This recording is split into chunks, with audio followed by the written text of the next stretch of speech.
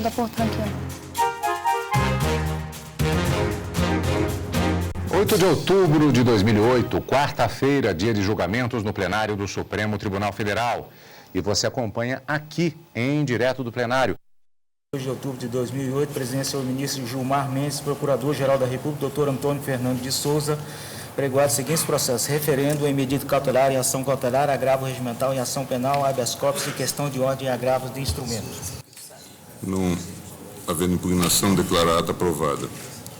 Senhores ministros, registro a presença no plenário dos alunos do curso de Direito da Universidade Salgado de Oliveira, das cidades de Belo Horizonte, Minas Gerais e Goiânia, Goiás. Sejam bem-vindos, tenham um bom proveito.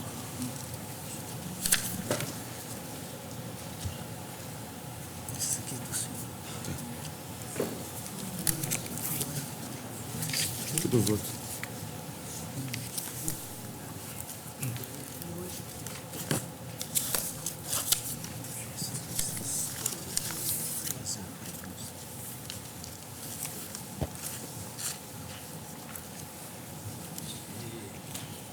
Senhores ministros, da minha relatoria, chamo o recurso extraordinário 571-572, recorrente Telemar Norte-Leste, Sociedade Anônima, recorrido Albérico Sampaio do Lago Pedreira.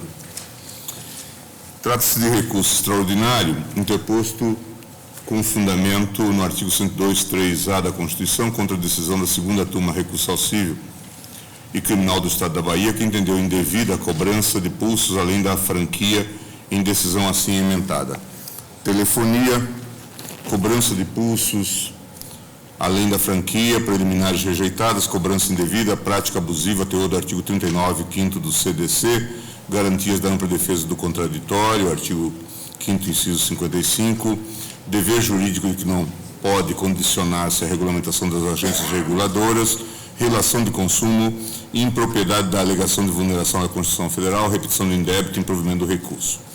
É dever da concessionária de serviços públicos fornecer serviços adequados, eficientes e seguros ao consumidor. Eis que o controle dos vícios do serviço se perfaz através da informação do que lhe foi efetivamente prestado, não sendo lícita a cobrança mensal e indeterminada de tarifa por parte da operadora, assambarcando poderes inerentes a entes estatais que, por autorização legal, podem cobrar tributos. Cuida-se, no caso de direito subjetivo do consumidor, que não pode ser violado por eventual deficiência técnica da operadora. A esta competia comprovar a regularidade do serviço prestado, do que não se desincumbiu. A Constituição Federal atribui aos consumidores a condição de detentores de direito fundamental e aponta a defesa deste como princípio da ordem econômica. Preliminares rejeitadas, manutenção da sentença pelos próprios fundamentos, custas processuais e honorários advocatícios, este de 20% sobre o valor da condenação pela recorrente. A questão trazida à inicial cinge-se à possibilidade de cobrança de pulsos excedentes à franquia em face da ausência de detalhamento das ligações realizadas. Em sede de recurso extraordinário, o debate preliminarmente gira em torno da competência da Justiça Federal, alegando-se violação ao artigo 109.1 da Constituição, sob o argumento de que a cobrança dos pulsos, além da franquia, é regulada pela Anatel, de forma que tal ato administrativo só pode ser desconstruído em processo judicial no qual figure a agência reguladora como litisconsorte passiva necessária perante o órgão da Justiça Federal. Eis um trecho da argumentação do recurso extraordinário nesse particular. Afirma-se violação do artigo 98.1 da Constituição Federal sob o argumento de que, tratando-se a presente causa sobre a legalidade ou não da forma pela qual as chamadas locais vêm sendo cobradas pela empresa recorrente, inquestionável a necessidade da elaboração de uma profunda prova pericial a respeito, uma vez que somente desta forma, tanto o juízo de primeiro grau quanto o órgão revisor poderiam se convencer se realmente a tecnologia específica utilizada para tal mistério seria realmente falha. Sustenta-se ainda ofensa aos artigos 5º, inciso 2, 54 e 55 da Constituição Federal nos seguintes termos. Resta cristalinamente demonstrado que o processamento e julgamento da presente causa pelo rito imposto pela Lei 9.099 e a aplicação do Código do Consumidor, Lei 8.078, violam literalmente o inciso 1º do artigo 98 da Constituição, bem como os princípios constitucionais da legalidade, do devido processo legal, do contraditório e da ampla defesa inseridos no artigo 5º, 2, 54 e 55 da Constituição. No que tange à alegação de quebra de equilíbrio econômico-financeiro e consequente afronta ao artigo 37 e 21, afirma a recorrente: qualquer alteração nas expectativas das partes com relação às suas obrigações contratuais, seja com relação ao prazo, abrangência da obrigação ou a quem compete arcar com os custos, produz abalo neste sensível equilíbrio econômico-financeiro. O resultado necessariamente teria duas consequências.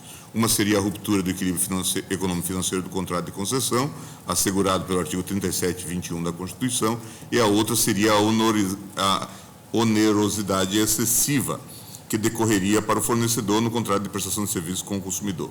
E completa: dúvida não há, portanto, quanto à violação do artigo 37 e 21 por parte do Poder Judiciário ao extrapolar sua função jurisdicional, intervindo no contrato celebrado entre a recorrente e a União, alterando as bases iniciais do contrato administrativo em vigor, sem que as partes contratantes o provocassem a respeito.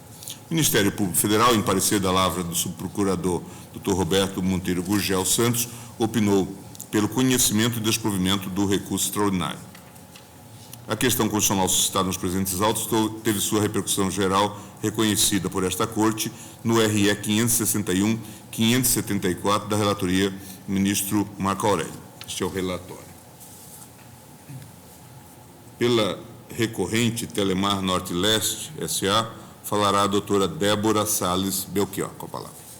Excelentíssimo senhor ministro Gilmar Mendes, presidente do Supremo Tribunal Federal e relator da repercussão geral reconhecida, excelentíssimos senhores ministros, integrantes dessa colenda Corte Maior, excelentíssimo senhor Procurador-Geral da República, senhores advogados, servidores e alunos aqui presentes. Como já afirmado, o ponto central desta repercussão geral refere-se à cobrança de pulsos além da franquia, quando não discriminadas pela concessionária do Serviço Público de Telefonia Fixa, as chamadas telefônicas locais realizadas pelos seus consumidores. Inicialmente, destaque-se, por oportuno, que o sistema de tarifação impugnado pelo usuário não foi concebido pelas concessionárias do aludido serviço, dentre as quais figura a recorrente Telemar Norte-Leste. Em verdade, foi instituído pela Anatel, agência que regula o setor, cuja competência normativa, além de derivar do artigo 21, inciso 11 da Constituição Federal, já foi reconhecida por essa colenda Corte, quando do julgamento da medida liminar na ADIM 1668 do Distrito Federal. Nesse precedente, Vossas Excelências, ainda que em composição um pouco distinta, proclamaram em sumária passagem da ementa do julgado. Permitam-me uma pequena leitura. Abro aspas. 3. Deferir, em parte, o pedido de medida liminar cautelar para a. Quanto aos incisos 4 e 9 do artigo 19, sem redução do texto, dar-lhe interpretação conforme a Constituição Federal. Destaco, com o objetivo de fixar exegese segundo a qual a competência da Agência Nacional de Telecomunicações para expedir normas subordinam-se aos preceitos legais e regulamentares que regem a outorga, prestação e fruição dos serviços de telecomunicação. Destarte, foi a mesma Lei Geral de Telecomunicações que expressamente outorgou competência à Anatel para estabelecer a estrutura tarifária de cada modalidade do serviço de telefonia. No seu artigo 103, dispõe a Lei Geral de Telecomunicações, que compete à agência estabelecer a estrutura tarifária para cada modalidade de serviço. Portanto, no exercício da competência, já reconhecida por esta egrégia Corte, a Anatel estabeleceu, através das resoluções 426 e 432, ambas de 2006, destaque-se, que as ligações locais realizadas entre telefones fixos seriam tarifadas pelos sistemas de pulso até a 1º de agosto de 2007, iniciando-se em seguida o novo sistema de bilhetagem, que importa, aí sim, discriminação das tarifas locais, meta essa devidamente cumprida pela recorrente integralmente e de modo antecipado. É importante destacar, excelências, que a controvérsia objeto desta repercussão geral refere-se à cobrança de pulsos, além da franquia, por ligações não discriminadas anteriores a 1º de agosto de 2007, questionando o método tarifário que era anterior à própria concessão do serviço de telefonia fixa, quando o Estado pessoalmente prestava o dito serviço. Em outras palavras, questiona o consumidor a política tarifária estruturada e regulamentada pela Anatel, que foi aplicada até 1º de agosto de 2007. Assim sendo, e com a devida vênia, provimento jurisdicional que antecipa a obrigação de detalhamento das faturas e das ligações locais, em detrimento das regras que foram explicitadas pelo órgão regulatório competente, nega vigência direta ao artigo 175 da Carta Política de 88, porque dispõe sobre política tarifária em grave e nefasta invasão da competência que foi atribuída à União e à própria Anatel, exercitada considerando juízos técnicos e econômicos pertinentes ao desenvolvimento, à melhoria e à implantação do serviço público concedido. Antecipar o detalhamento das ligações locais implica também modificar o plano de metas especificamente criado para o setor, transgredindo competência reservada ao Poder Executivo, com fundamento no artigo 21 da Constituição Federal, inciso 11, e o princípio da separação dos poderes, positivado no artigo 2º da Carta Magna de 88. Liberar os usuários do pagamento do pulso, além da franquia, inquestionavelmente viola o artigo 37, inciso 21, que assegura a intangibilidade do equilíbrio econômico-financeiro, princípio de direito administrativo reconhecido, porque não é possível o descompasso entre a tarifa e as obrigações das concessionárias decorrente de alterações das condições contratuais para as quais ela não concorreu. Alterar a contraprestação do serviço, com fundamento na ausência de detalhamento das ligações locais, repita-se, antes do prazo estabelecido pela Anatel, fere de morte o ato jurídico perfeito, porquanto impõe à concessionária contraprestação distinta e menor que aquela expressamente prevista desde o procedimento licitatório, no contrato administrativo celebrado e em toda a normatização do setor, maltratando direta e expressamente o artigo 5º, inciso 36 da Carta Política de 88.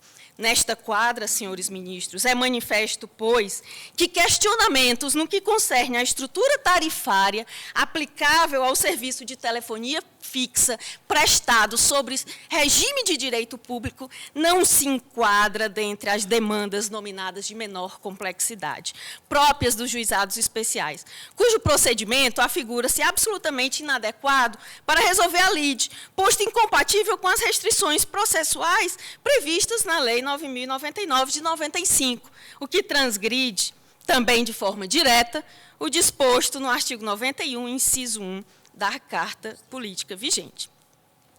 Finalmente, revela-se imperativa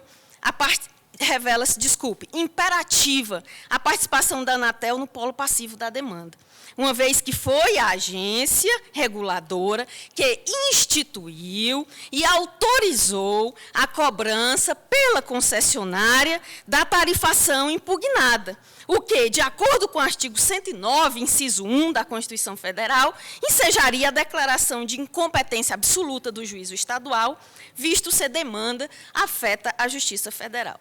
Indago. Não cabe à Anatel a defesa da rigidez e legitimidade de suas resoluções que foram esvaziadas pelo acórdão recorrido? Firmada a repercussão geral da matéria, postula a recorrente seja provido o recurso extraordinário apresentado, proclamando este tribunal a constitucionalidade do sistema de tarifação por pulsos autorizado expressamente pela Anatel e vigente até 1º de agosto de 2007, se este colendo Supremo Tribunal Federal não decidir por declarar a incompetência dos juizados especiais para processos dessa natureza, assim como não declarar a necessária participação da Anatel em lide que questione a cobrança que a agência instituiu e autorizou sua exigência pela concessionária recorrente. É o que tenho a dizer. Obrigado.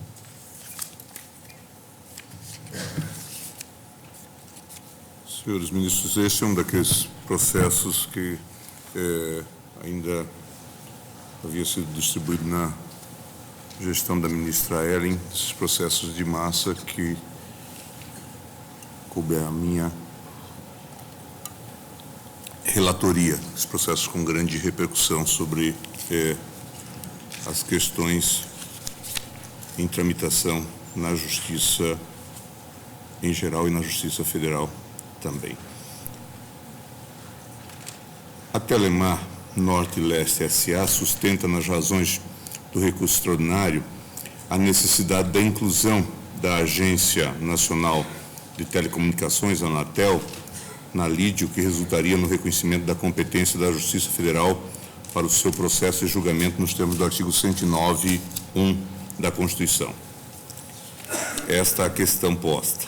Afirma a concessionária recorrente que a decisão recorrida ao declarar abusiva a cobrança de pulsos referentes a ligações locais, além da franquia mensal, adentrou o mérito do contrato de concessão de serviço telefônico comutado local, celebrada entre ela e a Anatel, o que evidenciaria o interesse da agência reguladora nas consequências do presente feito, bem como afronta aos artigos 21, 11, 109.1 da Constituição Federal.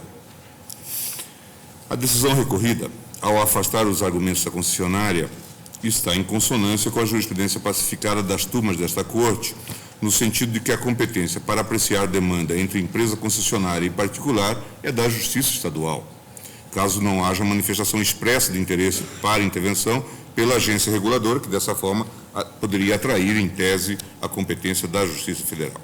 Nesse sentido, eu cito os seguintes precedentes.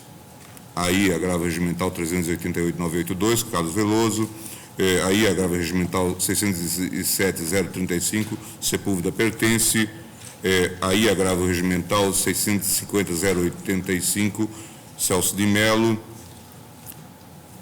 RS 109.483, ministro Otávio Galotti.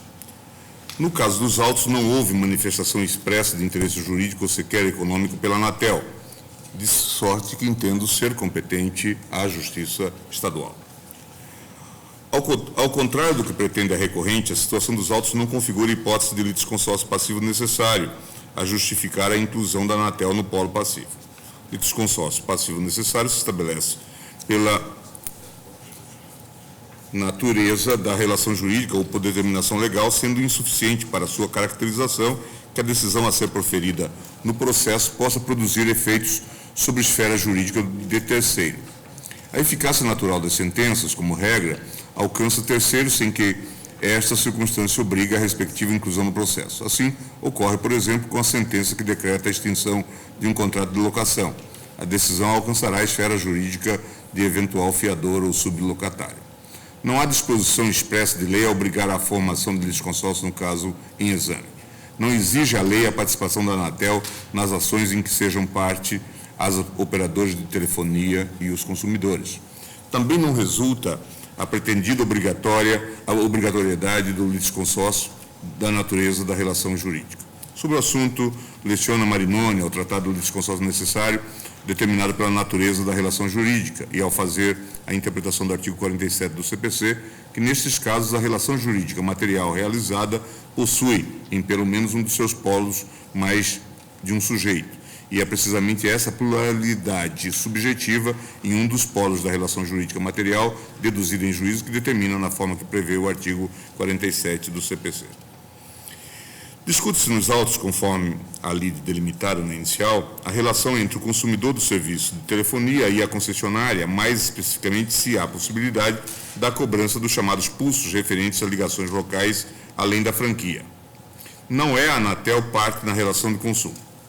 Ainda que o acolhimento do pleito do autor, ora recorrido, possa repercutir, em tese, jurídica ou economicamente, na relação mantida entre a concessionária e a Anatel, contrato de concessão, a exigir eventual ajuste nas bases da própria concessão, É certo que esta repercussão não decorre diretamente do resultado individual da presente lide e que o consumidor não mantém relação jurídica com a Anatel. Também não é da natureza da relação de consumo a participação direta de um ente fiscalizatório e normatizador. A situação trazida poderá, isto sim, configurar hipótese de assistência simples ou de intervenção anômala. Em qualquer dos casos, pela própria natureza dos institutos, a intervenção é espontânea. E no caso dos autos, não houve manifestação de interesse pela Anatel em intervir, sob qualquer das formas referidas.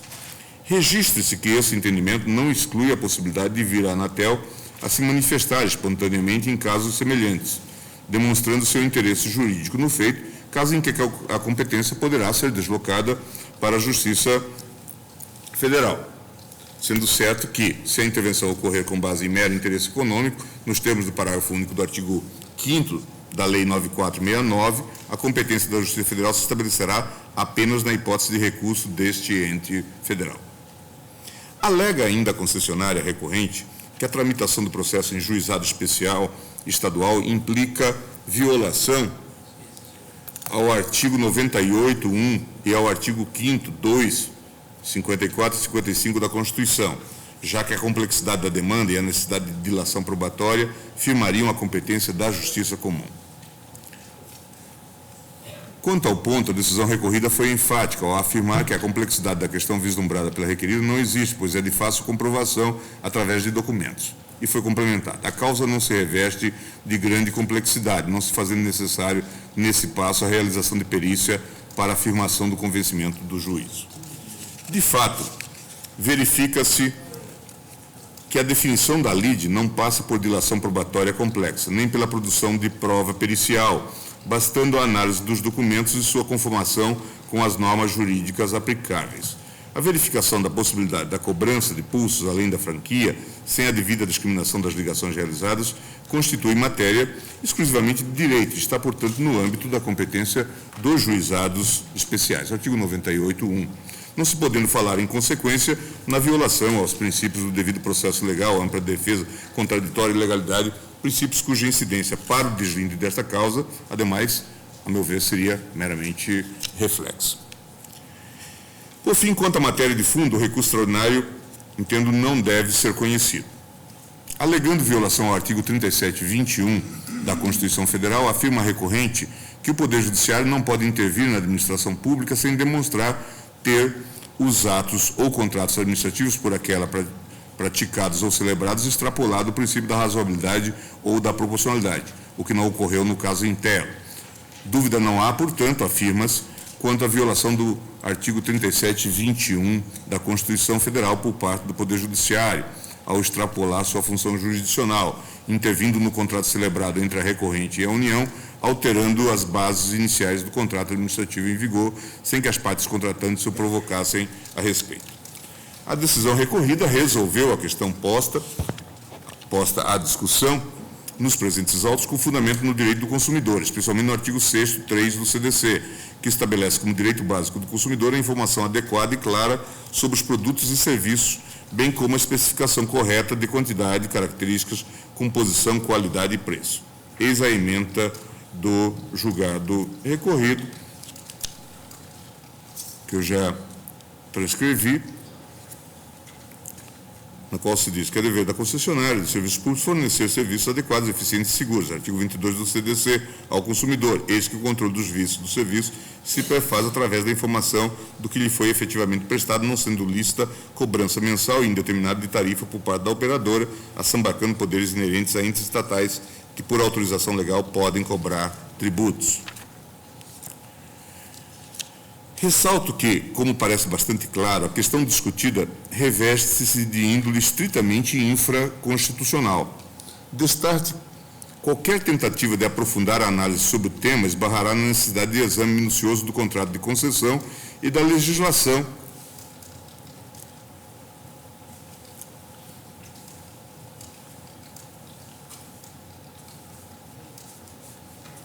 legal, desculpe minha tautologia, ou infralegal. Assim, ainda que a causa tangencie aspectos quanto à aplicação do artigo 37.21 da Constituição, manutenção das condições contratuais, ou mesmo direito fundamental do consumidor, de forma ampla ou indireta, a discussão pressupõe estar centrada no exame sobre o cumprimento de regras da Lei 8.078, Código de Defesa do Consumidor. Ressalta-se que o STJ, em decisão recente, 26/5/2008, editou o enunciado da súmula 357, que trata especificamente da matéria em discussão, com o seguinte teor: a pedido do assinante, que responderá pelos custos, é obrigatória, a partir de 1º de janeiro de 2006, a discriminação de pulsos excedentes e ligações de telefone fixo para celular. É bem verdade que a distinção entre constitucionalidade e legalidade é bastante tênue, muitas vezes é bastante tênue, e tenho ressaltado em estudos doutrinários que uma questão de legalidade pode também configurar uma típica questão constitucional. A própria ideia de supremacia da Constituição impõe que os órgãos aplicadores do direito não façam tábula rasa das normas constitucionais, ainda quando estiverem ocupados com a aplicação do direito ordinário. Daí porque se cogita, muitas vezes, sobre a necessidade de utilização da interpretação sistemática sobre a modalidade de interpretação conforme a Constituição. É de se perguntar se, nesses casos, tem-se simples questão legal, insuscetível de ser apreciada na via excepcional do recurso extraordinário, ou se o tema pode ter contornos constitucionais e merece, por isso, ser examinado pelo Supremo Tribunal Federal. Não obstante, temos aqui, neste ponto do recurso extraordinário, a resolver uma questão de divisão de competências, especificamente a delimitação da jurisdição desta Corte em face da competência constitucional atribuída aos demais tribunais. E, nesse sentido, a própria Constituição impõe uma tomada de posição. O tema de fundo, a meu ver, é infraconstitucional. As normas legais de direito do consumidor é que orientam o resultado da demanda e não estão estas tendo sua constitucionalidade impugnada. Não é razoável, em situações como a que se examina, a supressão deste exame para fazer incidir diretamente os preceitos constitucionais. Quanto ao ponto, portanto, da alegação de ofensa ao artigo 37(21) da Constituição, eu estou, na verdade, não conhecendo do recurso extraordinário. Assim, senhores ministros, conheço em parte do recurso extraordinário e, nesta parte, lhe nego provimento. É como me manifesto. Neste caso, Alberto Direito. Senhor presidente, pelo que eu verifico, nós estamos diante de 3 impugnações. A primeira impugnação diz com respeito à competência da Justiça Federal ou da Justiça Comum. A segunda impugnação diz com relação ao âmbito, se do juizado especial ou da Justiça Comum extraordinária.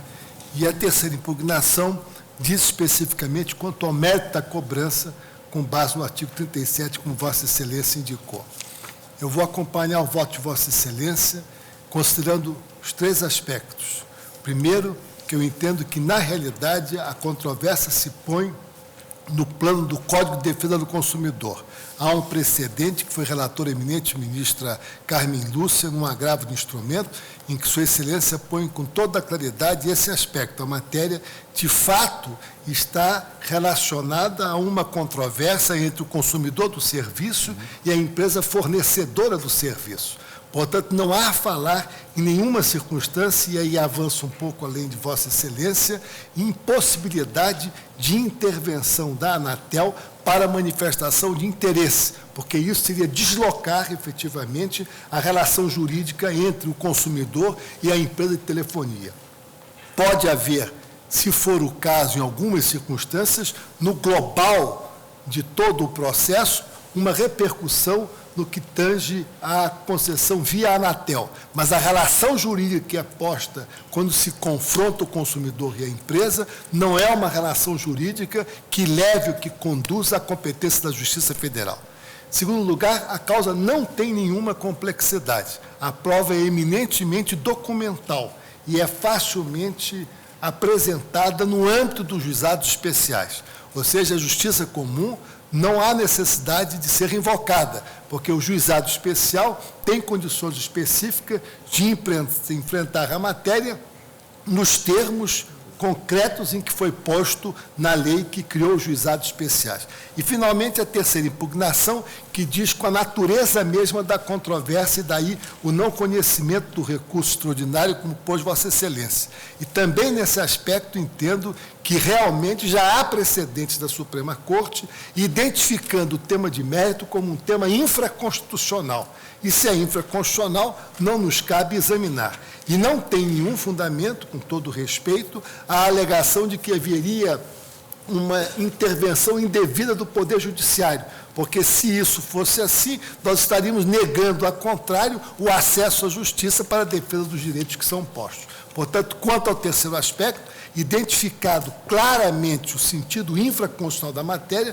como já posto em diversos precedentes desta Corte, não há como conhecer do extraordinário. Em conclusão, eu conheço, portanto, do extraordinário, em parte, na parte que conheço, nego-lhe provimento, e não conheço quanto à última impugnação, acompanhando as inteiras o voto de Vossa Excelência. Caminucci.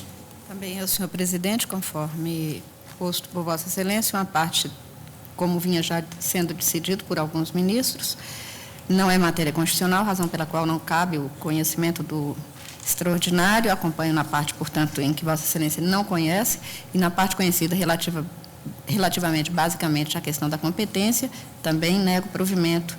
E apenas acentuo que, em alguns casos, a Anatel chegou a dizer expressamente que não tinha interesse. Não tinha interesse. E em várias oportunidades em que, em alguns casos, quando foi chamada especificamente. O ministro Casalberto, na verdade, direito avança até para dizer que não haveria sequer.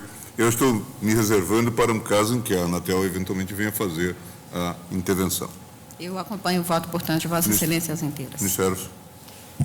Eu tenho precedente, tenho decidido monocraticamente em alguns casos, e estou de pleno acordo, não apenas com o voto de Vossa Excelência, mas também com os adendos trazidos pelo ministro Menezes Direito. Eu acompanho. Joaquim Barbosa. De acordo. Carlos Brito. Também, senhor presidente. Eu estou aqui tentando localizar um ADIM em que me manifestei nesse mesmo sentido, de que a questão de fundo versa uma relação jurídica entre a empresa prestadora do serviço público e os consumidores, e que a definição da competência, portanto, estaria condicionada a legislação infraconstitucional. Vossa Excelência não está conhecendo em parte exatamente por isso, né? Porque em relação ao 3721, que diz respeito ao equilíbrio do contrato, eu não estou conhecendo, porque entendo que essa matéria é matéria infraconstitucional. Né? Em relação às demais alegações, eu estou, na verdade, desprovendo o recurso. Então, inclusive no que concerne a 109.1. Eu acompanho Vossa Excelência. Peluso. Senhor presidente, eu também acompanho inteiramente o voto de Vossa Excelência em relação à última parte, que é a exigibilidade ou não do crédito resultante de pulsos excedentes em matéria tipicamente infraconstitucional, portanto não pode ser objeto de recurso. Quanto mais eu acompanho o voto de Vossa Excelência, primeiro porque não há nenhum interesse da União nem da Anatel. E eu adianto meu voto também para dizer que a Anatel não tem interesse jurídico para intervir em nenhuma causa. Ela pode ter um interesse de fato do ponto de vista econômico, porque a decisão da causa em nada interfere no contrato de concessão. É um contrato entre o consumidor e a concessionária. Não tem repercussão jurídica alguma no contrato de concessão. O que pode haver é interesse econômico em rever ou não rever o contrato de concessão, mas é outra coisa, é interesse de fato que não justifica sequer a intervenção da Anatel. E realmente não encontro complexidade alguma, nem do ponto de vista de prova, nem do ponto de vista jurídico na matéria. Vou integralmente o voto de Vossa Excelência. Ministério Inglês. De acordo. Senhor Guarani. Presidente, para efeito de documentação, faço um registro sob o ângulo cronológico.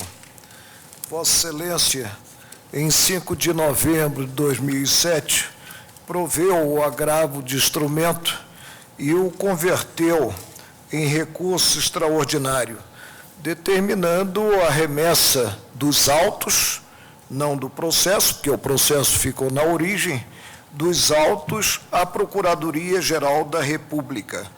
Vossa Excelência não chegou, como relator, a incluir esses autos, a matéria versada nesses autos, no sistema próprio à repercussão geral.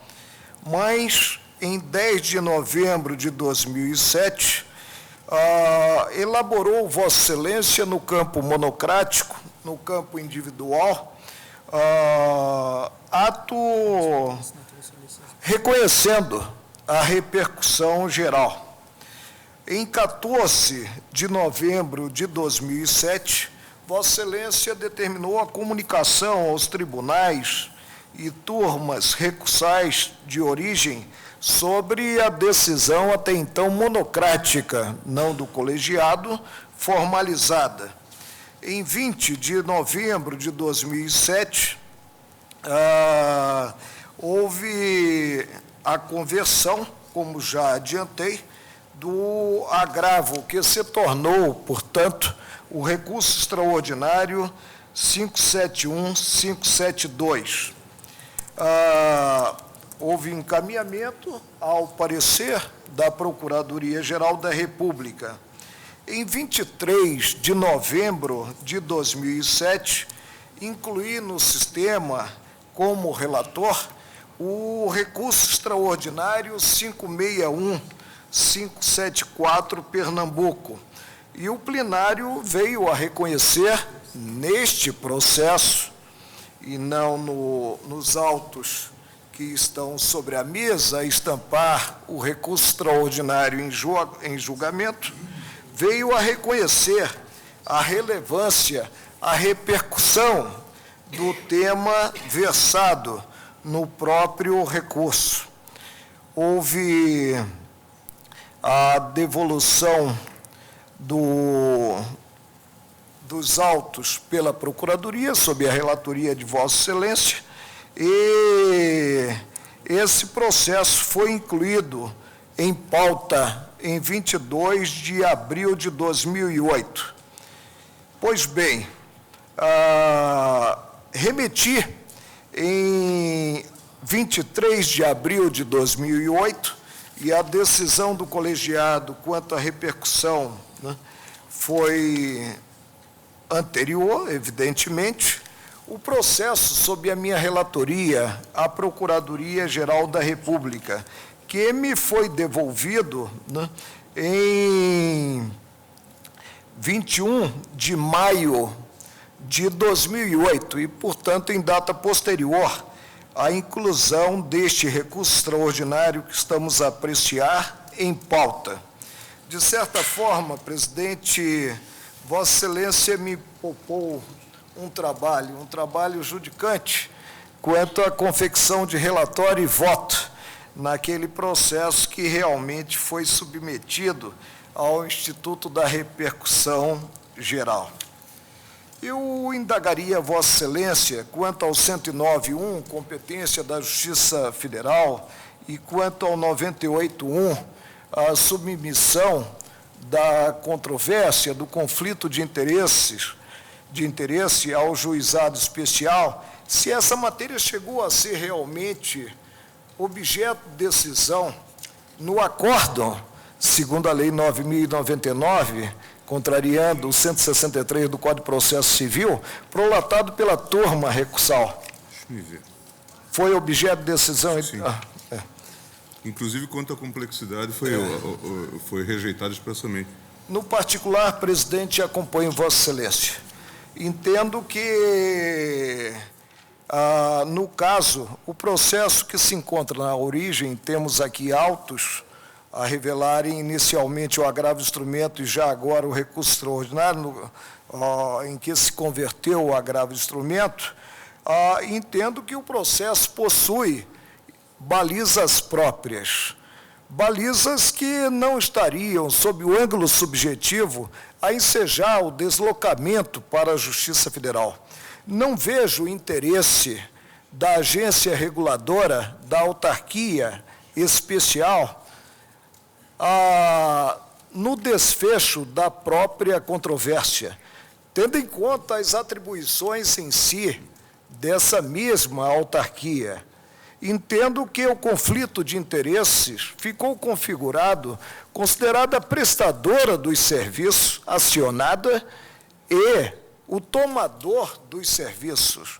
E assim deve ser solucionado sem que a agência possa como que vir a substituir-se a própria acionada, a própria companhia de telefonia Telemar Norte-Leste S.A. Também não assentaria e não assento a complexidade da matéria.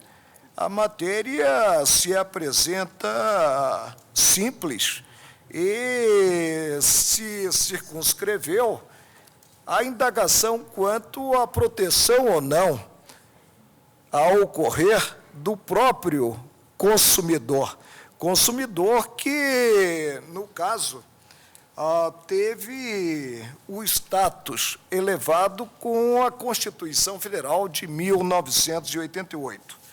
Surge a problemática alusiva ao mérito, e a maioria já está formada no sentido de ter-se matéria estritamente legal, não se ter matéria constitucional. Presidente, fica um pouco perplexo, consideradas duas premissas. A primeira premissa, no que o próprio tribunal, suplantando esse aspecto, veio assentar a repercussão geral para adentrar o tema próprio, né, tratado no recurso extraordinário. O segundo aspecto que me leva a admitir esse recurso extraordinário, não potencializando a jurisprudência segundo a qual o maltrato à Carta da República para impulsionar o recurso excepcional, o recurso extraordinário, há de ser frontal e direta, não podendo ser intermediada essa violência pelo desrespeito a normas estritamente legais, é o fato de não se ter, na espécie, por se tratar de decisão não de tribunal, mas decisão de turma recursal, o acesso ao tribunal incumbido como atividade precípua de uniformizar a jurisprudência sob o ângulo da legislação federal no território brasileiro.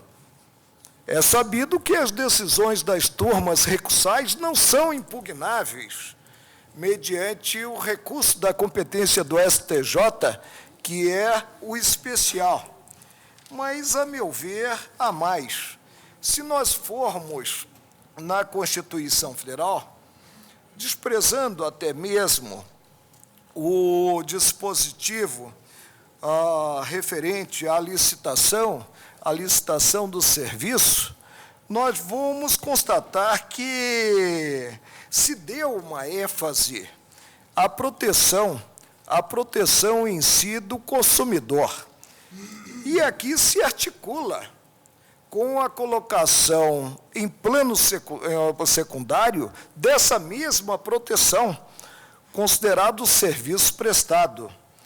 E lembro-me que a Corte enfrentou, muito embora sem o questionamento, se tratava de matéria legal ou matéria constitucional quanto ao fundo, mas enfrentou, sob o ângulo da competência para disciplinar a matéria, a imposição da obrigação de a empresa de telefonia revelar expressamente o serviço prestado, os pulsos excedentes e excedentes cobrados do consumidor, enfrentou o tema ao julgar a ação direta de inconstitucionalidade 3.533, julgamento definitivo.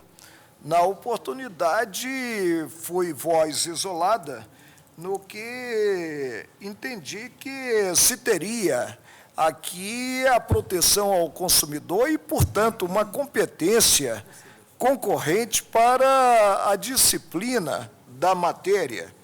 E também enfrentou o tribunal o tema na apreciação, sob o ângulo estritamente cautelar, da ação direta de inconstitucionalidade 3.322.1. Mas o que me sensibiliza mais, presidente, no tocante ao tema, é a necessidade de ter-se uma definição que revele segurança jurídica, não só para a prestadora dos serviços, como também para os consumidores, evitando-se até mesmo, e para isso foi admitida a repercussão geral, que se tenha, a partir dos mesmos diplomas, decisões conflitantes. Entendo que não estamos diante da disciplina de tema que seja estritamente legal. O tema tem raiz, e tem raiz básica na Constituição Federal, no que se diz que a decisão de origem não ficou limitada à proteção querida pela Carta de 1988 ao consumidor, tanto assim que no ato das disposições constitucionais transitórias se estabeleceu que viria à baila como veio realmente o Código do Consumidor. Eu peço vênia para suplantar essa ótica e me permito utilizar a expressão que lanço sempre.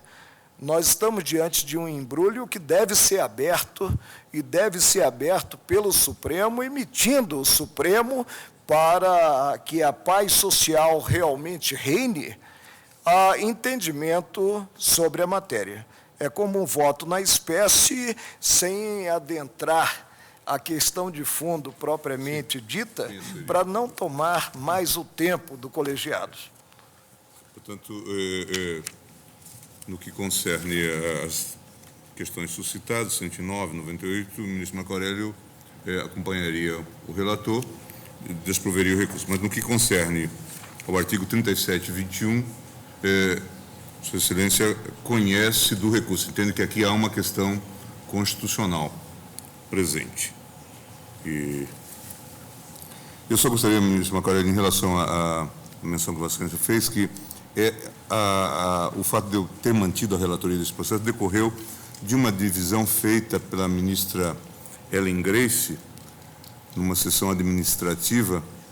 Eu até tive uma perplexidade, porque fiquei incumbido... Presidente, eu não me senti atropelado na relatoria do recurso extraordinário a que me referi. Eu até disse, né, praticamente agradecendo a Vossa Excelência, que Vossa Excelência me poupou um serviço. Porque eu fiquei incumbido das telecomunicações, serviço de telefonia, fatura, discriminação de pulso. E o ministro Brito, eu acho que até entrei em contato com o seu gabinete, porque ele ficara incumbido de telecomunicações e serviço de telefonia. Nós ficamos, inclusive, obrigados a fazer... Sei que esse loteamento tenha sido rígido. Não, de maneira alguma. Tanto é que havia até um acompanhamento. Havia a lista... Estabelecido para uma racionalização dos trabalhos. E com o objetivo de repercutir sobre a carga de processo em andamento. Mas eu ouço o ministro Celso de Mello. Ministro Presidente, a ADIM a que eu me referi foi a 3322. Sobre a relatoria do ministro César Peluso. Mas aqui se discutiu também questão de competência legislativa, né? Foi, também. Se o Estado-membro poderia ou não regular. Aliás, essa foi a questão central. Mas, en passant, eu falei nesse tipo de relação. Perfeito. Ministro Celso. Senhor presidente, eu tenho decidido monocraticamente, mas também com beneplácito da colenda segunda turma, no mesmo sentido agora exposto no douto voto proferido por Vossa Excelência. Eu me refiro a alguns desses julgamentos, tal como aquele proferido na apreciação do agravo regimental no agravo de instrumento 657-670 da Bahia, recurso interposto pela mesma parte ora recorrente e que foi apreciado pela colenda segunda turma. Entendo também, senhor presidente, que não se configura na hipótese situação definidora da competência da Justiça Federal. A jurisprudência do Supremo Tribunal Federal a esse respeito, especificamente quanto ao tema versado nesse recurso extraordinário, mas também em relação a outras controvérsias, tem assinalado, tem enfatizado que o ingresso da União Federal, de suas autarquias, como a Anatel, que é uma autarquia federal, uma agência reguladora, e de empresas públicas federais, o mero ingresso dessas pessoas numa causa, vindicando posição processual definida, gera, aí sim, a incompetência absoluta da justiça local, pois não se inclui na esfera de atribuições jurisdicionais dos magistrados e tribunais estaduais o poder para aferir a legitimidade do interesse da União Federal ou de autarquia federal ou ainda de empresa pública federal em determinado processo. A legitimidade do interesse manifestado por tais pessoas jurídicas só pode ser verificada em cada caso ocorrente, em cada situação concreta, pela própria Justiça Federal, pois, como salienta esta Corte, para esse específico fim é que a Justiça Federal foi instituída, para dizer se na causa há ou não há interesse jurídico da União, das autarquias federais ou das empresas públicas federais. Mas, nesse caso, como nos demais que têm sido apreciados por essa Corte, a Anatel sequer interveio na relação processual, muito menos vindicou posição processual definida. Isso basta para afastar a alegação de incompetência de órgão integrante do Poder Judiciário local. De outro lado, senhor presidente, e isso foi não apenas salientado por Vossa Excelência, mas também na própria sentença proferida pelo juizado especial, mantida nesse ponto pela turma recursal, observando exatamente que a Anatel sequer interveio e muito menos postulou ou vindicou determinada posição na relação processual. De outro lado, esta Corte também, em vários julgamentos, menciono inclusive um da relatoria de Vossa Excelência, o agravo regimental no agravo de instrumento 410, 306, também da Bahia, igualmente deduzido pela mesma parte ora recorrente. Esta Corte tem salientado que a complexidade da causa, como critério identificador da definição da competência dos juizados especiais, qualifica-se como um tema pertinente ao domínio da legislação comum, inexistindo, quanto a esse aspecto, matéria constitucional que possa viabilizar o acesso à via recursal extraordinária. Daí, decisão emanada da colenda primeira turma, aliás, do plenário desta Corte, ao julgar pedido de cautelar na ADIM 1807, de Mato Grosso, de que foi relator o eminente ministro Sepúlveda Pertence. Julgamento este que resultou consubstanciado no ponto em acórdão assim emendado. Juizados especiais cíveis e criminais, definição de sua competência. Os critérios de identificação das causas cíveis de menor complexidade e dos crimes de menor potencial ofensivo a serem confiados aos juizados especiais constitui matéria de direito processual, matéria, portanto, de caráter infraconstitucional. Ainda, senhor presidente, Vossa Excelência bem analisou a questão da desnecessidade de uma formação litisconsorcial necessária que incluísse, em caráter compulsório, a própria Anatel, analisando exatamente no ponto o instituto do litisconsórcio. Demais disso, Vossa Excelência também destacou que não há complexidade no exame da controvérsia jurídica suscitada nesta sede recursal e em outras igualmente instauradas pela mesma parte ora recorrente. Em suma, senhor presidente, eu peço vênia para acompanhar Vossa Excelência. Portanto, julgando o recurso extraordinário, o tribunal ele conheceu em parte, vencido topicamente o ministro Marco Aurélio, e a ele negou provimento.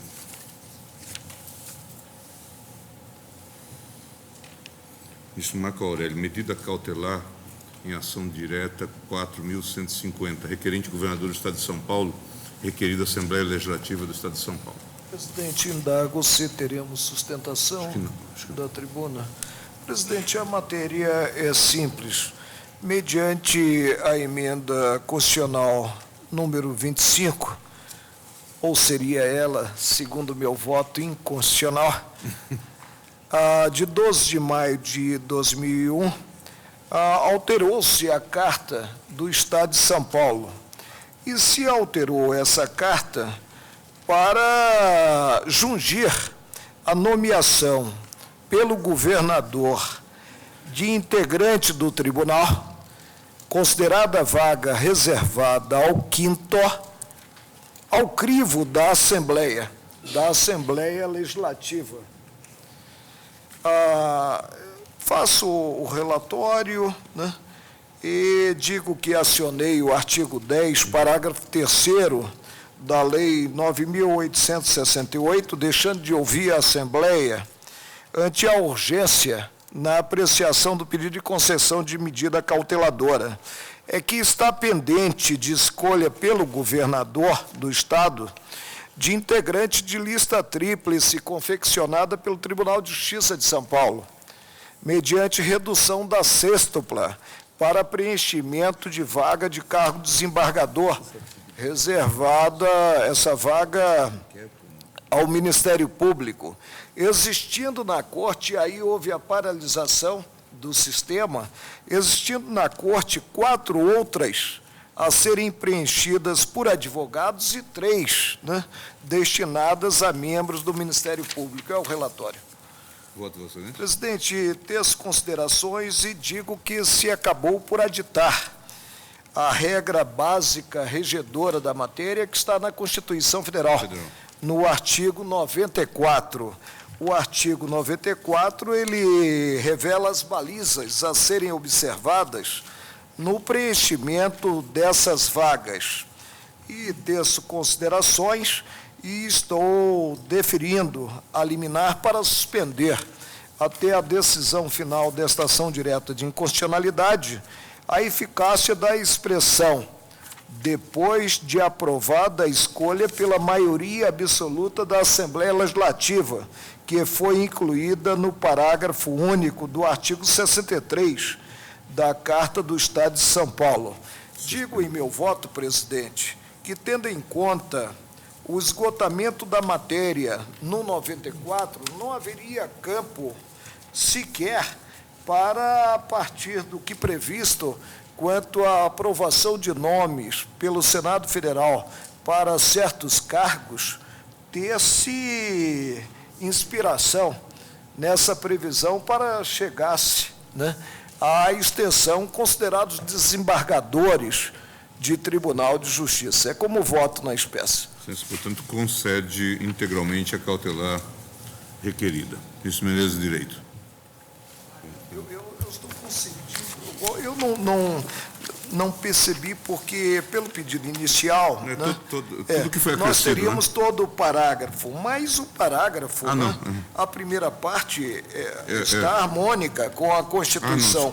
Dentre os nomes indicados, o órgão especial Tribunal de Justiça formará a lista tríplice. O pedido é o que está no 94, só a expressão, né, depois de encaminhando ao aprovada governador do Estado que, nos 20 dias subsequentes, escolherá um de seus integrantes. Aqui o prazo sem sanção é inócuo, né, para o cargo, e o nomeará. Aí vem a parte que eu entendo inconstitucional nesse exame. Depois, né, de aprovada a escolha pela maioria. Sob o ângulo cautelar. Depois de aprovada a escolha pela maioria absoluta da Assembleia Legislativa. Ministro Eros. Joaquim Barbosa. Ministro Carlos Brito. Também, senhor presidente. A Constituição determina, no artigo 125, que a organização da Justiça Estadual deve observar os princípios da Constituição Federal, né? Somente delegando às cartas estaduais em matéria de justiça a definição das competências dos tribunais. Temos uma regência explícita quanto aos tribunais do país. Perfeito, né? perfeito. Não apenas os federais, no 94. Eu acompanho, Sua Excelência. Ministro Peluso. Ministro Inglês. Ministro de Mello. Também, senhor presidente, entendo que o eminente ministro Marco Aurélio bem analisou a questão. examinando o alcance do artigo 94 da Constituição da República e afastando a possibilidade constitucional de intervenção do Poder Legislativo. Há ainda um precedente que o plenário desta Corte firmou quando do julgamento da ADIM 202, de que foi relator o eminente ministro Otávio Galotti. Naquela ocasião, salientou-se que, aspas, quanto à necessidade de aprovação pela Assembleia, seja no caso de promoção dos juízes de carreira, seja na hipótese dos oriundos das demais categorias, advogados e membros do Ministério Público, considero que a disciplina exaustiva pela Constituição, artigos 96.1, combinado com 94, do exercício da competência exclusiva do Judiciário para a movimentação no âmbito da carreira estadual ou compartilhada com as entidades de classe e o governador nos demais casos, não comporta a intervenção do Legislativo, de que ora se cogita como criação do Constituinte baiano. Não é? E, portanto, o tribunal já claramente assinalou... Vossa Excelência pois me não? permite... Eu, inclusive, como eu resumi o relatório, eu não fiz referência a esse precedente. Eu havia lançado, está no meu relatório, menciona como precedente da Corte o acordo proferido na ação direta de inconstitucionalidade 202, dígito 3, Bahia, relator ministro Otávio Galotti, publicado no Diário da Justiça, 7 de março de 1997, folha 11 a 30. É que eu tentei abreviar. Sim, é verdade, mas o voto de Vossa Excelência é claríssimo, e examinou de maneira plenamente adequada o alcance e também os limites delineados no próprio texto consubstanciado no artigo 94 da Constituição. Eu acompanho integralmente o eminente relator também, senhor presidente. Portanto, deferida a liminar nos termos do voto do eminente relator. Ministro Joaquim Barbosa, ação direta de inconstitucionalidade 3.726, requerente Procurador-Geral da República, requeridos Governador do Estado de Santa Catarina e Assembleia Legislativa do mesmo Estado.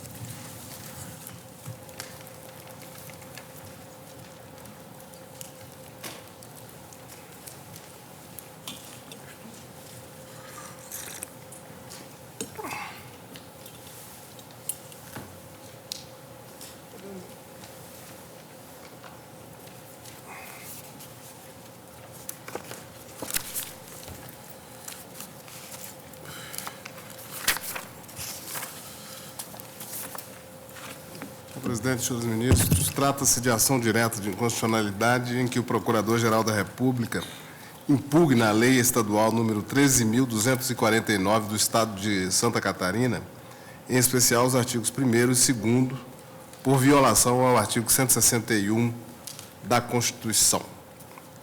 No meu relatório, eu transcrevo os dispositivos impugnados e deixo de lê-los neste momento.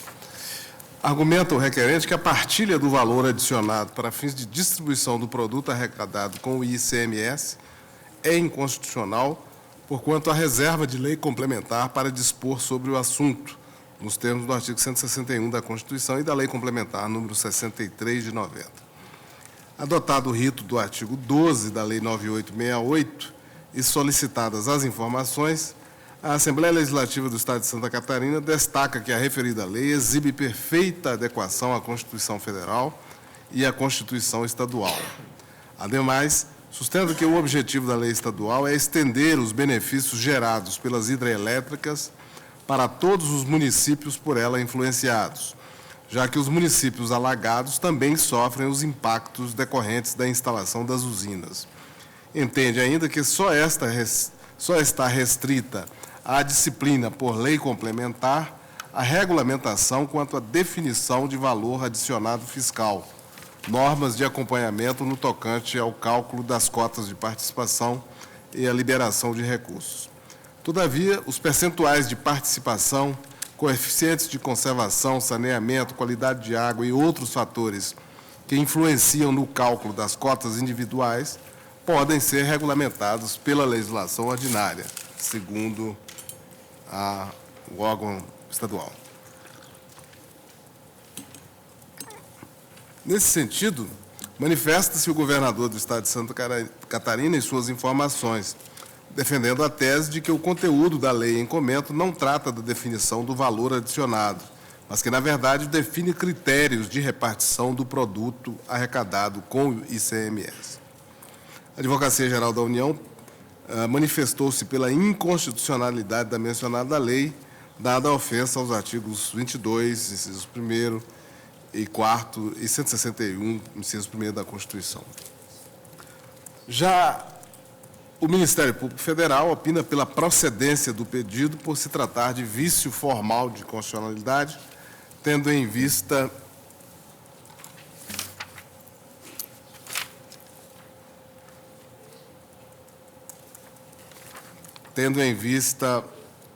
a invasão de campo normativo reservado à lei complementar.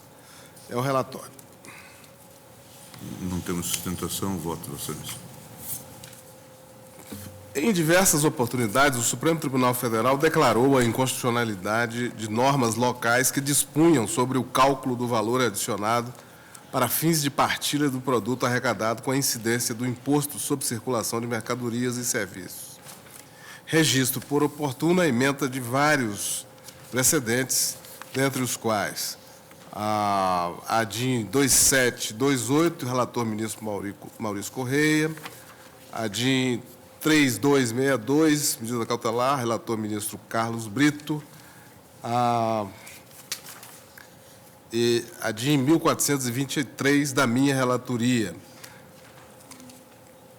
Neste precedente da minha relatoria, o acórdão teve o seguinte teor: viola a reserva de lei complementar federal prevista no artigo 161, inciso 1º da Constituição, norma estadual que dispõe sobre o cálculo do valor agregado para fins de partilha da arrecadação do ICMS, nos termos do artigo 158, 4 e parágrafo único, inciso 1º da Carta Magna. Ação direta de inconstitucionalidade conhecida e julgada procedente. Fecha aspas. Contrariamente ao disposto no artigo 161, inciso 1º da Constituição, a Lei Estadual 13.249 opta por metodologia e critérios próprios para a repartição das receitas previstas no artigo 158, inciso 4 e parágrafo único, inciso 1º da Constituição. Tais critérios manifestam-se na fórmula que determina o cálculo do valor adicionado na operação de geração e distribuição de energia elétrica, com base em frações diferenciadas relativas à proporção de extensão territorial em que se encontram dois tipos de instalações de uma mesma usina hidrelétrica, quais sejam a área inundada com o reservatório e as demais instalações. Patente, portanto, o vício de inconstitucionalidade formal. Dado que o artigo 3º da lei em questão versa sobre a data de entrada em vigor de suas normas, reputo-o também inconstitucional por arrastamento. Ante exposto, eu julgo procedente esta ação direta de inconstitucionalidade. É como voto. O eminente relator, portanto, julga procedente a ação direta. Ministro Menezes de Direito. Sempre a leitura do artigo 161, parágrafo 1º, com o artigo 1º da lei, para ver que trata de valor adicionado e da forma de cobrança e dos critérios de cobrança. É inconstitucional, acompanha o relator. Carmen.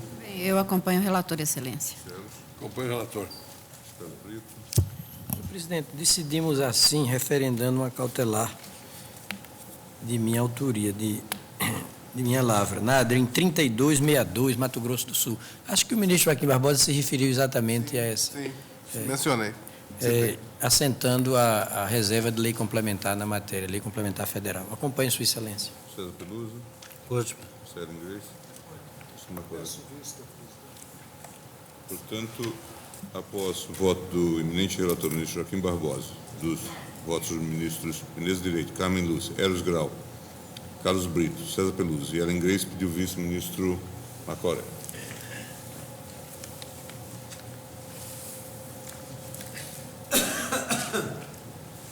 Ministra Ellen Grace, ação originária 1517.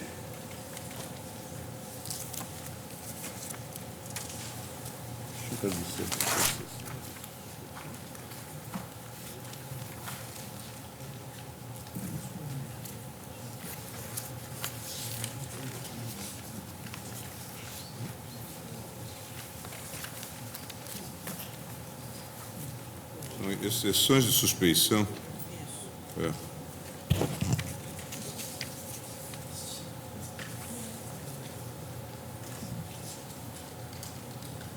uma série. Vossa Excelência não vai... Seguinte, Antônio Alexandre da Silva, excepto Licínio Capinelli Stefani, Rubens de Oliveira Santos Filho, Hernani Vieira, Márcio Vidal, Juraci Pessiani, Paulo da Cunha, José Tadeu Cury, Jurandir Castilho, José Jurandir de Lima, José Silveiro Gomes, José Ferreira Leite, Paulo Inácio, Dias Lestra, Leônidas Duarte Monteiro, Mariano Alonso e Moni Fegoli. Presidente, se Vossa Excelência e os colegas me permitirem, eu vou fazer um resumo do relatório, que é minucioso e extenso, apenas para dizer que trata-se de exceções de suspeição opostas por Antônio Alexandre da Silva, em 25 de 4 de 2006, nos autos da ação penal originária 44/98 e na ação civil pública 20.185/2006, tudo em face de 16 dos desembargadores do Tribunal de Justiça de Mato Grosso. O Ministério Público do Estado de Mato Grosso denunciou, em 23 de 7 de 98, o recipiente, que é promotor de justiça, ao fundamento que ele teria ofertado vantagem ilícita a um procurador da República, com o objetivo de convencê-lo a emitir parecer favorável à liberação de TDAs. Isso na ação penal originária número 44. Tendo o Tribunal de Justiça do Mato Grosso, em 25 de 8 de 2005, condenado à pena privativa de liberdade 2 anos e 3 meses, nos termos do artigo 333 do Código Penal. No entanto, em 7 de março de 2006, a 5ª Turma do Superior Tribunal de Justiça anulou o mencionado julgamento e determinou a realização de um novo, tendo em vista a ausência, após a renúncia do defensor do réu, de sua intimação para constituir outro advogado. Eu posso passar o voto, presidente? Não há sustentação? Não há sustentação.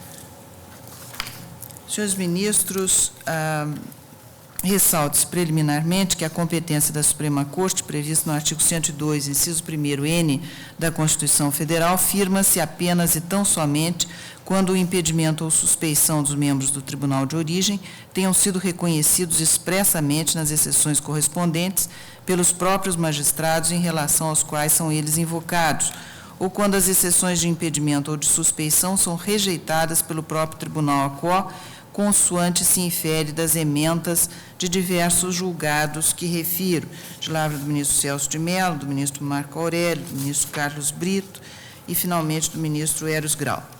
No mesmo sentido, foram as decisões proferidas na ação originária número 662 de Pernambuco, relator ministro Celso de Mello, e na reclamação 2.943 de Mato Grosso, da relatoria do ministro Carlos Brito.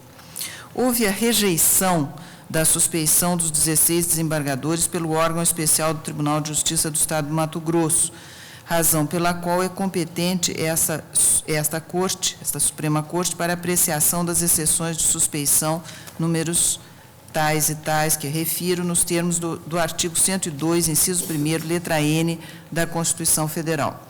Os autos estão devidamente instruídos com todos os elementos necessários para o julgamento nesta Corte das referidas exceções de suspeição. A matéria é eminentemente de direito, qual seja decidir se os desembargadores mencionados estão ou não impedidos de julgar a ação penal originária 44, de 98, e a ação civil pública 20.185, de 2006, ou são ou não suspeitos para tal mister por terem participado do julgamento realizado em 25 de 8 de 2005, que foi posteriormente anulado pelo STJ. Passo, assim, a apreciar as exceções opostas por Antônio Alexandre da Silva. Os artigos 252 e 254 do Código de Processo Penal dispõem o seguinte: o juiz não poderá exercer jurisdição no processo em que tiver funcionado, primeiro, tiver funcionado seu cônjuge ou parente consanguíneo ou afim, em linha reta ou colateral, até o 3º grau, inclusive, como defensor ou advogado, órgão do Ministério Público, autoridade policial, auxiliar da Justiça ou perito. 2. Ele próprio houver desempenhado qualquer dessas funções ou servido como testemunha. 3. Tiver funcionado como juiz de outra instância, pronunciando-se de fato ou de direito sobre a questão. 4. ele próprio ou seu cônjuge ou parente, consanguíneo ou afim, em linha reta ou colateral até o 3º grau, inclusive, for parte ou diretamente interessado no feito. E o artigo 254 reza: o juiz dar-se-á por suspeito e, se não o fizer, poderá ser recusado por qualquer das partes, primeiro, se for amigo íntimo ou inimigo capital de qualquer deles, segundo, se ele, seu cônjuge, ascendente ou descendente, estiver respondendo a processo por fato análogo, sobre cujo caráter criminoso haja controvérsia. Terceiro, se ele, seu cônjuge ou parente consanguíneo ou afim, até o 3º grau inclusive, sustentar demanda ou responder a processo que tenha de ser julgado por qualquer das partes. Quarto, se tiver aconselhado qualquer das partes. Quinto, se for credor ou devedor, tutor ou curador de qualquer das partes. Sexto, se for sócio, acionista ou administrador de sociedade interessada no processo. O caso dos presentes autos não se subsume a hipótese alguma daquelas expressamente disciplinadas na lei processual. Ademais, o fato de os membros do órgão especial do TJ de Mato Grosso terem participado do julgamento anterior da ação penal originária 44, não os torna impedidos ou suspeitos para apreciá-la novamente, em decorrência da anulação da condenação do recipiente pelo Superior Tribunal de Justiça, dado que os referidos desembargadores não são interessados diretos ou indiretos na solução da referida ação penal, nem possuem vínculo algum com o recipiente ou com o Ministério Público. É que não se pode afirmar que há interesse dos desembargadores no novo julgamento e que eles já possuam convicção formada em relação ao que é imputado ao recipiente pelo simples fato de terem participado do primeiro julgamento anulado. A imparcialidade e a isenção da conduta funcional não se alteram em razão do julgamento proferido. Quanto ao fato de o desembargador Licínio Carpinelli Stefani, como relator da ação penal 44, ter indeferido o requerimento de diligências e rejeitado as preliminares aventadas pela defesa, além de ter instruído a referida ação e valorado as provas produzidas, bem como de os outros desembargadores citados terem ratificado tais decisões do relator, assevere-se que não se pode inferir a parcialidade dos magistrados em comento somente porque proferiram decisões em desfavor do ora recipiente. A prática dos atos judiciais, tal como acima retratados, insere-se nos poderes do magistrado quanto à condução regular e normal do processo. Saliente-se ainda que, caso o recipiente venha a ser condenado no futuro julgamento da ação penal número 44, poderá recorrer e impugnar os pontos mencionados no relatório do presente processo. Além disso, a jurisprudência da Corte se posiciona de forma contrária ao entendimento externado pelo recipiente, consoante se infere de decisões proferidas em diversos julgados que refiro. Primeiro deles, o HC 76.614, de relatoria do ministro Ilmar Galvão, do qual eu destaco o seguinte trecho: incorre qualquer situação de impedimento de a Câmara Criminal realizar o novo julgamento do processo objeto de anulação. E também o HC de relatoria do eminente ministro Menezes Direito, 95.708, do qual destaco o seguinte trecho: não se pode afirmar que há interesse dos desembargadores, integrantes, etc., da tal Câmara, no julgamento do recurso em sentido estrito, pelo simples fato de terem participado do primeiro julgamento, anulado pelo Superior Tribunal de Justiça, etc. Neste sentido, destaco ainda do parecer da Procuradoria-Geral o seguinte trecho: ao compulsar os autos, não se observa, com relação aos exceptos, a ocorrência de nenhum dos casos de impedimento ou suspeição previstos no CPP. Note-se, inclusive, que o inciso 3º do artigo 252 estabelece o impedimento de juiz que tiver funcionado em outra instância, pronunciando-se de fato ou de direito sobre a questão, o que se não amolda à hipótese da ação penal originária número 44, em que os magistrados da mesma instância reapreciarão a matéria sobre a qual não existe decisão válida, haja vista a declaração de nulidade por vício formal. Quanto à suspeição, o recipiente não logrou êxito em demonstrar que a conduta dos exceptos se subsumiu a qualquer das hipóteses elencadas no artigo 254 do CPP. Tampouco foram apresentados indícios concretos que coloquem em dúvida as atuações dos desembargadores do Tribunal de Justiça de Mato Grosso, Vale lembrar que, pelo simples fato de o magistrado proferir decisões contrárias ao imediato interesse da parte, não se pode presumir sua parcialidade, mesmo porque o recipiente poderá utilizar-se da via recursal a fim de impugnar tais decisões. Ademais, diz ainda o Ministério Público, a alegação de prévio juízo de valor prejudicial à defesa no novo julgamento criminal e na esfera cível não passa de mera conjectura acerca da futura atuação dos magistrados, sem respaldo no ordenamento jurídico pátrio, que busca garantir a qualidade da prestação jurisdicional ao prever a devida motivação das decisões judiciais. Forçoso concluir assim pela não incidência das causas de impedimento e pela ausência de demonstração cabal da suspeição dos membros do TJ de Mato Grosso para julgamento da ação penal 44 e da ação civil pública número 20.185. Fecho aspas. Caso se acolhesse o entendimento externado pelo reclamante, ter-se em última razão que concluir que os ministros do Supremo Tribunal Federal, que participaram do julgamento de uma determinada causa no plenário desta Corte, não poderiam apreciar, por exemplo, a ação rescisória eventualmente proposta contra o acórdão anteriormente proferido, o que certamente seria absurdo. Assevere-se, finalmente, que as instâncias civil e penal são independentes e, por essa razão, entendo que não há impedimento dos referidos desembargadores em relação à apreciação das ações referidas. Concluo, assim, que as exceções de suspeição não merecem prosperar, devendo o recipiente ser submetido imediatamente a novo julgamento no Tribunal de Justiça do Estado do Mato Grosso. Por isso, rejeito as exceções e refiro todos os números. Portanto, a eminente relatora está a rejeitar as exceções de suspeição. A divergência, senhores?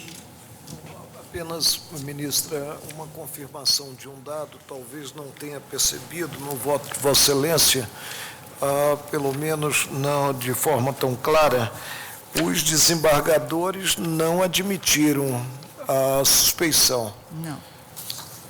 Não.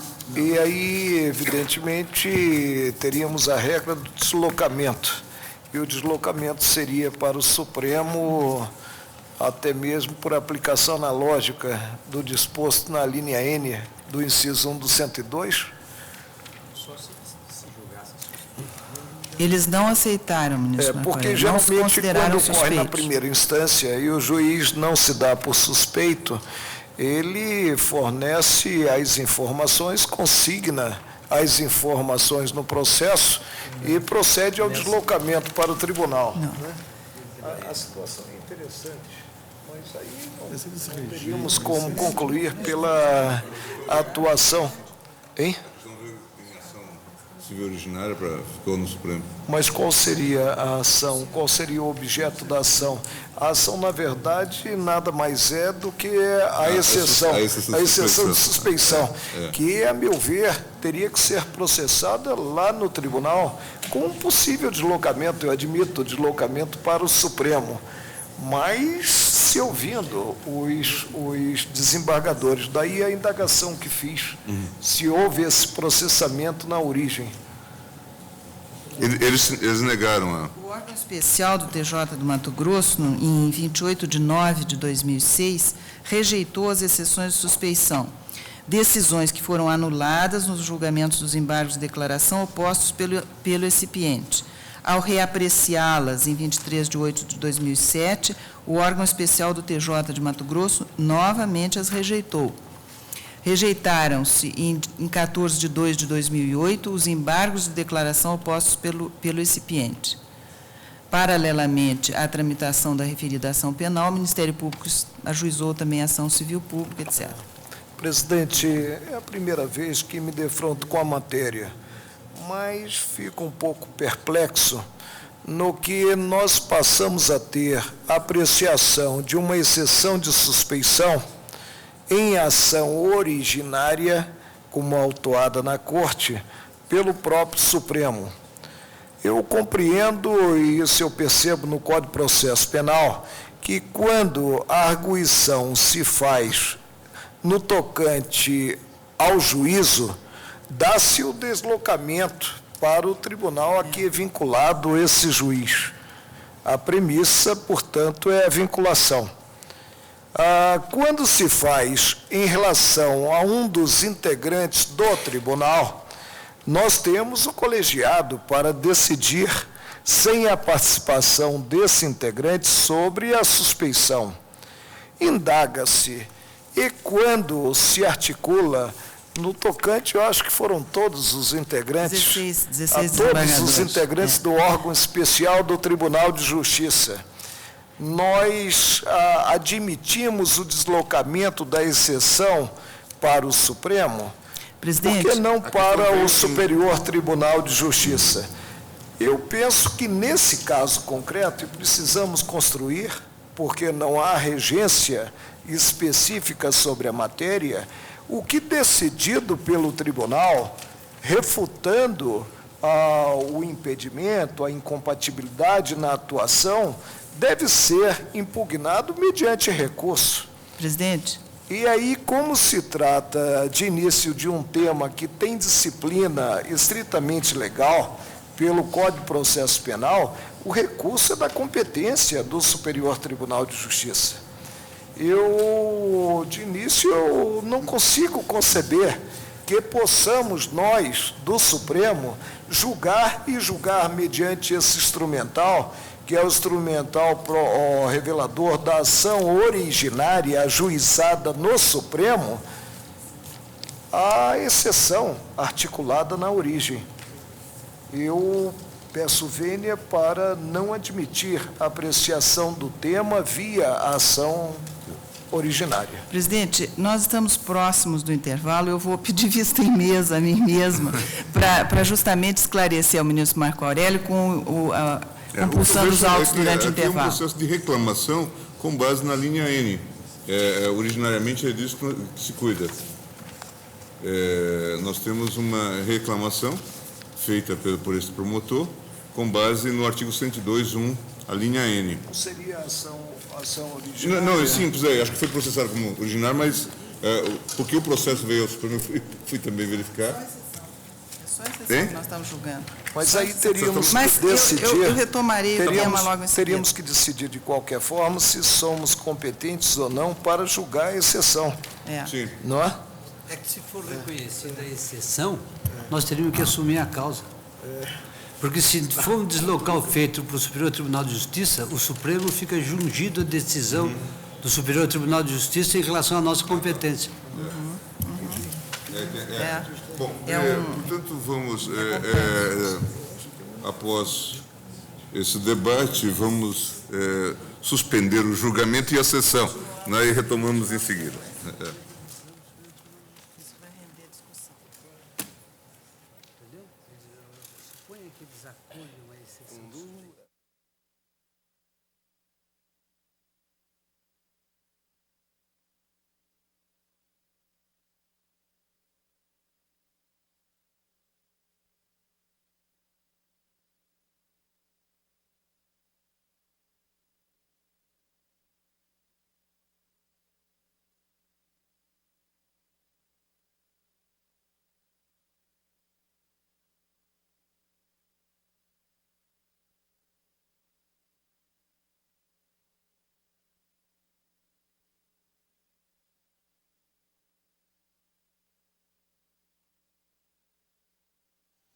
Portanto, agora temos esta movimentação que caracteriza o momento em que os ministros saem no intervalo, o plenário se acalma um pouco, digamos assim, a toda a movimentação dos servidores na expectativa desse período que os ministros estarão logo atrás, na sala especial destinada a eles, e depois retornarão para a continuação dos julgamentos. Primeiro recurso nesta quarta-feira, primeiro julgamento nesta quarta-feira, recurso extraordinário 571-572. Telemar Norte-Leste S.A. versus Albérico Sampaio do Lago Pedreira, relator ministro Gilmar Mendes. Aqui um recurso contra a decisão de turma recursal civil e criminal do Tribunal de Justiça da Bahia, que impediu a cobrança de pulsos além da franquia por empresa de telefonia. A Telemar alega que a matéria é de competência da Justiça Federal, porque a cobrança dos pulsos, além da franquia, é regulada pela Anatel. E ainda apontou que a competência seria da União para disciplinar matéria relativa a telecomunicações, entre outros argumentos. Vale lembrar que a Procuradoria-Geral da República opinou contra o pedido que foi apresentado neste recurso extraordinário E só adiantando um pouquinho, antes de ir ao resultado, o relator conheceu, ou seja, admitiu que a matéria preenchia todos os elementos para que pudesse haver julgamento e negou provimento e recurso em parte. Bom, aí com relação a conhecer em parte, a negar em parte, vamos a Karina Zucolotto, né, Karina? Então, deixa eu fazer um pequeno esclarecimento. Vamos a ele. Para a gente puxar o fio da meada ao todo, a grande discussão nesse recurso, como nós já havíamos levantado o questionamento na fase preliminar da sessão plenária de hoje, trata-se de 3 pontos que estão sendo discutidos. Primeiro, se a competência seria da Justiça Federal ou da Estadual. Segundo, se a competência para a análise da questão ficaria apenas no âmbito do juizado especial ou se deslocaria-se para a Justiça Comum. E um terceiro ponto era exatamente em cima do pedido, do pano de fundo da matéria, que é sobre a cobrança ser devida ou indevida dos pulsos além da franquia. No que tange aos 2 primeiros conflitos, o recurso extraordinário foi conhecido, mas não foi provido, Carlos, foi negado o provimento ao recurso. Então, entendeu-se que a matéria tratava-se de uma matéria constitucional e que o Supremo que deveria decidir. Portanto, decidiu-se o ministro Gilmar Mendes e a maioria, e todos os ministros acompanharam, no sentido de que, em se tratando do conflito, é competente a Justiça Estadual e não a Justiça Federal, porque a Anatel não teria interesse jurídico na demanda.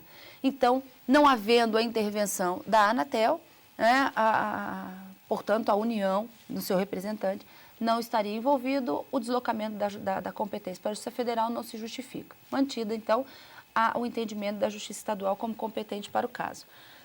Em se tratando da discussão juizado especial ou justiça comum, o ministro Menezes Direito foi bastante enfático e resumiu o voto do ministro relator Gilmar Mendes no sentido de que a prova era eminentemente documental, portanto, uma matéria de situação fática simples de ser julgada, o que não demandaria o deslocamento do processo do juizado especial civil para a justiça comum. Portanto, conhecido a matéria, mas negado provimento para se manter, portanto, a competência do juizado especial.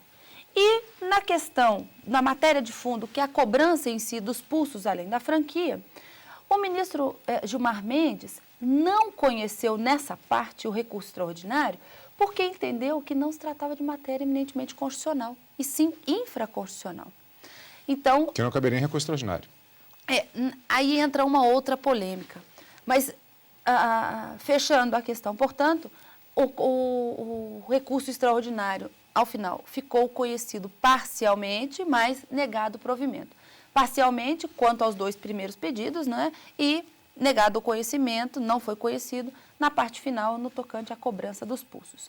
O ministro Marco Aurélio, entretanto, divergiu na última parte com relação ao não conhecimento da matéria que gerava em torno da cobrança dos pulsos, mas, ao final, também negou o provimento. Ele conhece, portanto, do recurso extraordinário em todos os seus pedidos, mas, junto com o tribunal, lhe nega provimento. Quais foram os argumentos do ministro Marco Aurélio para conhecer da matéria? Um dos questionamentos, um dos pontos levantados, bastante interessante, foi em relação à possibilidade, o recurso que se tem diante de uma decisão da turma recursal. O único recurso que a parte tem seria o recurso extraordinário que sobe, né, vamos dizer assim, direto para o Supremo Tribunal Federal. E o ministro Marco Aurélio foi bastante enfático, ele não tem a opção do recurso especial para o STJ para discutir a matéria infraconstitucional sobre o tema colocado. Então, o ministro Marco Aurélio diverge do tribunal no momento em que conhece a questão colocada como uma questão eminentemente constitucional e a Corte Suprema como, né, a detentora, vamos dizer assim, do poder de uniformizar a jurisprudência, e até uma expressão, eu acho bastante ponderada e apropriada para o tema. O ministro Marco Aurélio diz que a Corte deveria, sim, enfrentar o tema para se colocar um fim e manter-se a paz social. Porque é uma matéria recorrente, uma matéria que vira e mexe, está sendo levada até o Supremo Tribunal Federal. No entanto, o tribunal decidiu, portanto, pelo conhecimento em parte do recurso, né, lembrando que eram 3 as vertentes do pedido, e em todas elas lhe negou provimento.